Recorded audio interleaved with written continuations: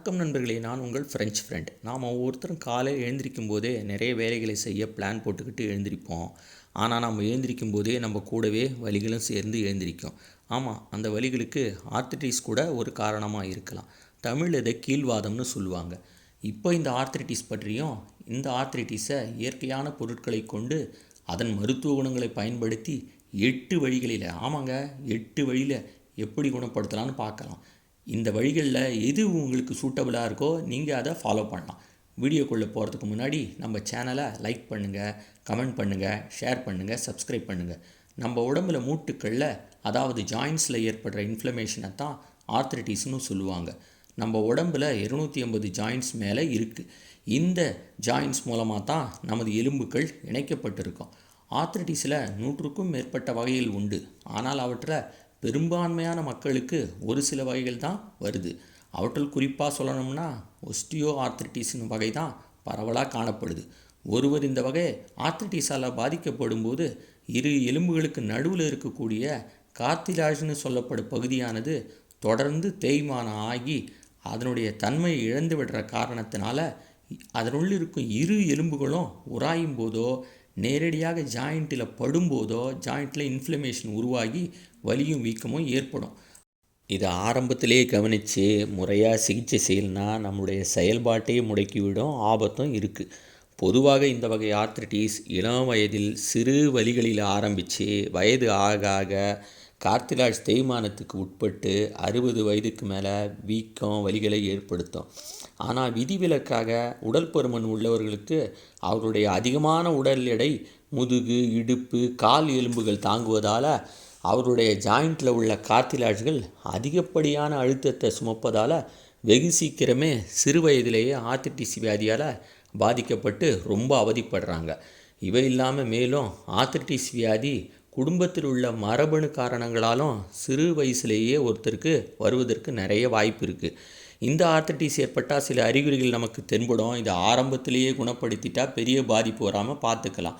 காலையில் எழுந்திரிக்கும் போதே பாதிக்கப்பட்ட பகுதி ஸ்டிஃபாக இருக்கும். பின்னர் மூமெண்ட் செய்யும்போது சாஃப்டாகி நார்மலாகிடும். பகலில் வலி ஏற்பட்டு மறைஞ்சி போயிடும். பின்னர் இரவில் சில நேரங்களில் வலி ஏற்பட்டு தூக்கத்திலிருந்து முழிச்சிக்குவோம். ஜாயிண்ட்டுங்களை அசைக்கும் போது ஒரு அரைக்கு மாதிரி சத்தம் கேட்டு வலி ஏற்படும், உறுத்தலும் இருக்கும்.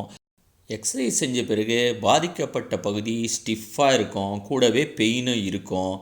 ஜாயிண்ட்டை சுற்றி ஹீட்டாக இருக்கும், வெயிட் லாஸ் ஏற்படலாம், ஃபீவர், உடம்பில் ரொம்ப வீக்னஸாக இருக்கிறது, கூடவே மூட்டுக்கள் வலியும் வரும். இந்த மாதிரி ஏற்பட்டால் தயவுசெய்து உடனே கவனிச்சிக்கணும். மேலே சொன்ன ஆரம்ப அறிகுறிகளில் அலட்சியம் செய்யும்போது வியாதி தீவிரம் அடைந்து பாதிக்கப்பட்ட இடங்களில் வீக்கம், தாழ முடியாத வலி, சிவந்து போகிறது, பாதிக்கப்பட்ட இடங்களை அசைக்க முடியாதபடி ஆயிடுறது நிறைய வாய்ப்பு இருக்குது. இந்த ஆர்த்ரிட்டிஸால் ஏற்படுற வலி, வீக்கம், இன்ஃப்ளமேஷனை 8 வழிமுறைகளை பின்பற்றி எப்படி பரிபூர்ணமாக குணமடையலாம் பார்க்கலாம் வாங்க. இப்போ முதல்ல பார்க்க போகிறது ஆப்பிள் சிடர் வினிகர். இந்த ஆப்பிள் சிடர் வினிகரில் நம்ம உடம்புக்கு ரொம்ப அவசியமான ஊட்டச்சத்துக்கள்னு சொல்லக்கூடிய மினரல்களான கால்சியம், மெக்னீஷியம், ஃபாஸ்பரஸ், பொட்டாசியம் நிறைய இருக்குது. இந்த மினரல்கள் நம் எலும்புகளுக்கும் பற்களுக்கும் ஆரோக்கியம் தரக்கூடியவை. ஆகையால் இது நமக்கு ஜாயிண்ட்டில் ஏற்படுற வலியை குறைச்சி நல்ல நிவாரணம் தருது. மேலும் நம்ம ஜாயிண்ட்டுகளிலும் அதை இணைக்கிற திசுக்களிலும் உள்ள டாக்ஸின்ஸை அகற்றி சுத்தப்படுத்துது. இதனுடைய செய்முறையை இப்போ பார்க்கலாம் வாங்க. 1 கப்பு சுடுதண்ணியில் 1 டீஸ்பூன் ஆப்பிள் சிடர் வினகரை சேர்த்து பிறகு 1 டீஸ்பூன் தேன் கலந்து ஒவ்வொரு நாள் காலையிலையும் குடிக்கலாம்.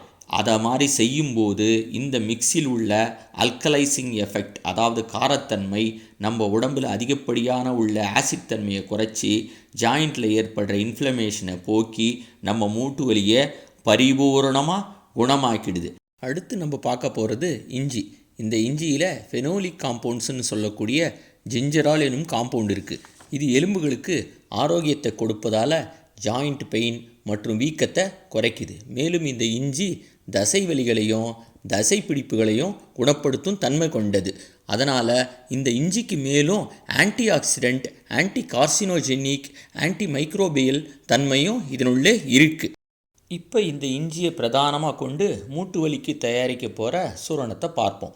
இதற்கு தேவையான இஞ்சியை முதல்ல நல்லா காய வச்சு சுமார் ஒரு 250 கிராம் அரைச்சி பவுடராக்கி வச்சுக்கணும். பிறகு பிளாக் மீன் சீட்ஸ் பவுடரும் அடுத்து பிளாக் பெப்பர் சீட்ஸ் பவுடரும் தயார் பண்ணி வச்சுக்கணும்.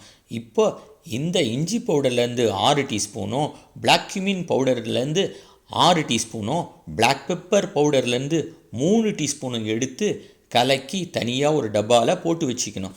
பிறகு அதிலிருந்து அரை ஸ்பூன் எடுத்து ஒரு டம்ளர் தண்ணீரில் கலந்து ஒரு நாளைக்கு 3 வேளை குடித்து வந்தோம்னா மூட்டில் உள்ள வீக்கம் தணிஞ்சு வலியும் போயிடும். அடுத்து நம்ம பார்க்க போகிறது கடுகு எண்ணெய், அதாவது மஸ்டர்ட் ஆயில். இந்த கடுகு எண்ணெயை எடுத்து வலி வீக்கம் உள்ள பகுதியில் மசாஜ் செய்யலாம். இதில் உள்ள ஒமேகா 3 ஃபேட்டி ஆசிட்ஸ் வலியையும் வீக்கத்தையும் போக்கி நல்ல சீரான இரத்த ஓட்டத்தை பாதிக்கப்பட்ட இடங்களில் ஏற்படுத்தி கொடுக்கும். அதனால் வலி வீக்கம் குறையும். அடுத்து நம்ம பார்க்க போகிறது மஞ்சள். இந்த மஞ்சளில் கிர்கிமின்னு ஒரு காம்பவுண்ட் இருக்குது. அதுக்கு ஆன்டி ஆக்சிடெண்ட், ஆன்டி இன்ஃப்ளேமேட்டரி, அதாவது அழற்சி எதிர்ப்பு, ஆன்டி கார்சினோஜெனிக், அதாவது புற்றுநோய் எதிர்ப்பு தன்மை கொண்டதாக இருக்குது. அதனால் அது வீக்கத்தை குறைக்குது. அதனால் வலியும் நம்மளுக்கு குறையுது. இதனுடைய செய்முறை, ஒரு கிளாஸில் வெதவெதப்பான பாலில் 1 டீஸ்பூன் மஞ்சத்தூள் கலந்து தினமும் படுக்கைக்கு போக முன்னால் குடிக்கலாம். ஃப்ரெஷ் ஜூஸாகவும் இதை குடிக்கலாம். மேலும் இந்த மஞ்சள் பவுடர் கேப்சூலாகவும் விற்கப்படுது. 500 மில்லிகிராம் கேப்சூலை வாங்கி 3 வேளை எடுத்துக்கலாம். அதனால் வலி நல்லா குறையும். இப்போ நம்ம பார்க்க போகிறது எப்சம் சால்ட். இதை பாத் சால்ட்டு அல்லது மெக்னீஷியம் சல்ஃபேட்டுன்னு சொல்கிறாங்க. இதில் மெக்னீஷியம் நிறையா இருக்கிறதுனால நம்ம உடம்பில் உள்ள ஆசிட் லெவலை வெளியேற்றுது. நம்ம உடம்பில் ஆசிட் அளவு அதிகமாக இருக்கிற காரணத்தினால தான் ஆர்த்ரிட்டிஸ் மாதிரி இன்ஃப்ளமேட்டரி டிசீஸே நம்மளுக்கு வருது.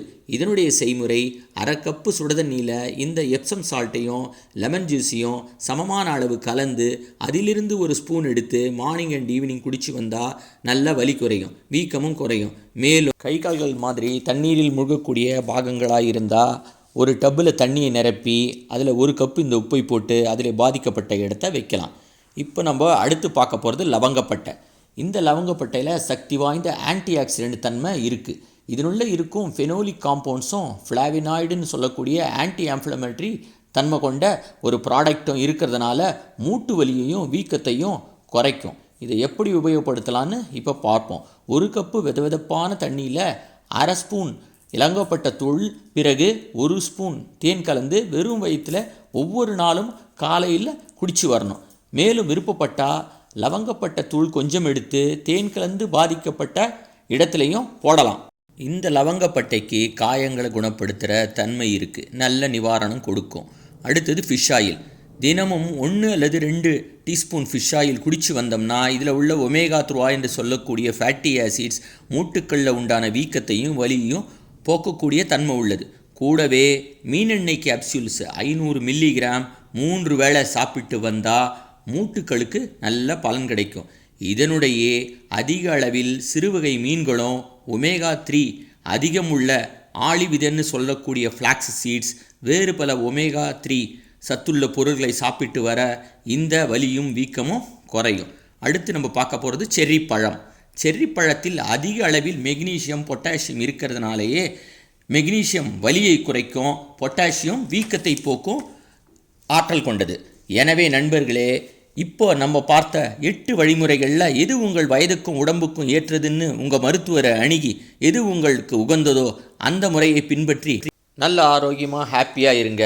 இந்த வீடியோ உங்களுக்கு பயனுள்ளதாக இருக்கும்னு நான் நம்புகிறேன். மறக்காமல் நம்ம சேனலை லைக் பண்ணுங்கள், ஷேர் பண்ணுங்கள், சப்ஸ்கிரைப் பண்ணுங்கள். மீண்டும் ஒரு பதிவிலே சந்திப்போம். நன்றி, வணக்கம்.